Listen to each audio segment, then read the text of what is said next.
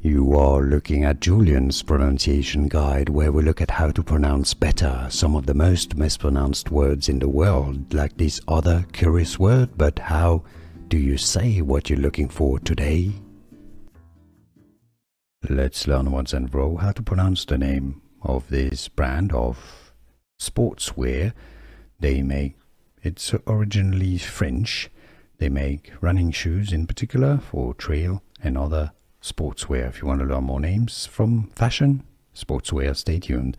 Salomon is the French pronunciation, the original pronunciation.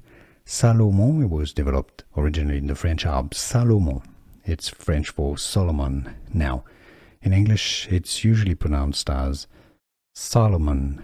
Solomon. Some may say a bit more as Solomon, which is fine too. Two slightly different pronunciations, as you've heard in English. Can you hear the difference? Salomon or Solomon or Solomon. Here are more videos on how to pronounce more confusing words and names too many mispronounced. Like this video if you found it useful. I appreciate your support. I'll see you soon and thanks for watching.